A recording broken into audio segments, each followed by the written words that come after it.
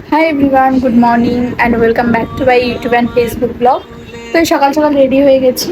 তো এখন যাব হচ্ছে দিদি বাড়িতে, কারণ ওদের বাড়িতে আজকে আছে মনসা পুজোর ইনভাইট। তো সেখানেই যাব। তো চলো বাড়ি থেকে বেরোনো যাক, আবার ভিডিওটা কন্টিনিউ করছি। টাটা।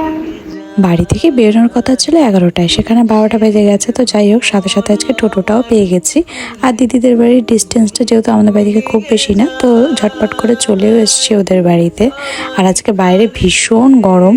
প্রতি বছর মনসা পুজোয় বৃষ্টি হয়, বাট এই বছর একদমই বৃষ্টি হয়নি একটুও। তো ঢুকে পড়লাম ওদের ঘরে।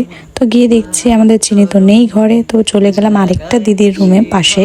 তো সেখানে গিয়ে দেখছি আমাদের চিনি এখানে খেলা করছে, আর আমি ওকে গিয়ে ডাক দিয়েছি। ও পুরো অবাক হয়ে তাকিয়েছিল, দেখো খেলা ছেড়ে পুরো একদম দৌড় দিয়ে আমার কাছে চলে এসছে। আর এই যে ফোন দেখে ওর ঢং করা শুরু।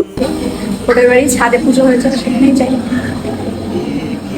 ওদের ঠাকুর ঘরটা যেহেতু ছাদের উপরে, তাই ওদের পুজোটাও প্রতি বছর ছাদেই হয়। আর এখানে সাইডে রান্না হচ্ছিল, আর এখানে গিয়ে দেখছি ওরা প্রদীপ সাজাচ্ছে। এখানে এখনো পুজো শুরু হয়নি। আর মায়ের মুখটা দেখো জাস্ট কতটা সুন্দর, পুরো মনে হচ্ছে একটা দুর্গা ঠাকুরের মুখটা বসিয়ে দিয়েছে, এতটাই সুন্দর লাগছিল। তারপর এখানে অঞ্জলিও শুরু করে দিয়েছে। তারপর এখানে যজ্ঞ করবে, তো সেটার প্রস্তুতি চলছিল এখানে। আর আমাদের চিনিকে তোমরা জাস্ট দেখো একটাবারও কি করছে, ঢাক বাজাচ্ছে। তোমাদের যদি কারো বাড়িতে ঢাক বাজানোর জন্য লোক লাগে, অবশ্যই আমাদের চিনির সাথে তোমরা কন্ট্যাক্ট করতে পারো। তারপর এত ঢাক বাজিয়েছে, পুরো হাঁপিয়ে গেছে। তারপরে খুব গরম ছিল ছাদে, তাই আমরা নিচে চলে এসেছি। তারপর ওকে একটু চুল বেঁধে দিচ্ছিলাম আমি। আর এখানে পঞ্চপ্রদীপ এসছে, তো সেটারই তাপ নিচ্ছিলাম। তারপর চলে গেলাম খাওয়া দাওয়া করতে, যেহেতু তখন বাজে প্রায় 3:30। তো খাওয়া দাওয়া করতে চলে গেছিলাম। তো এদিকে আমাদের প্লেটও চলে এসছে। এই দিয়ে দিল ফ্রায়েড রাইস আর আলুর দম, যেটা খেতে সত্যি খুব ভালো হয়েছিল, বাট প্রচণ্ড স্পাইসি। মানে আমি খুবই ঝাল খাই, বাট আমার কাছেও প্রচণ্ড স্পাইসি লাগছিল।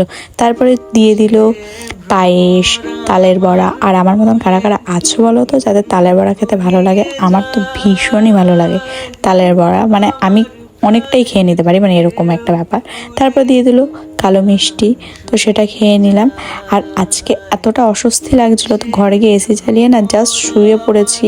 মানে শরীর আর দিচ্ছিল না, যেহেতু অনেকটা সকালে আজকে উঠেছি।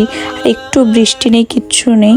আর এখানে আমাদের চিনিকে দেখো, ঘুম থেকে ওঠার পরে ও একদম কানে ফোন দিয়ে ও শুরু হয়ে গেছে দুষ্টুমি এখানে। তারপরে নিয়ে চলে আসলাম প্রসাদ। তো এখানে অনেক কিছুই ছিল সন্ধ্যাবেলা, আরও অনেক কিছু ছিল ফল, তো সেগুলো আমি নিইনি।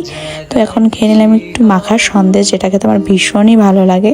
তারপর খুব মাথা যন্ত্রণা করছিল, তাই নিয়েছিলাম একটু চা, যেটা খেয়ে সত্যি একদম রিল্যাক্স লাগছিল আমার।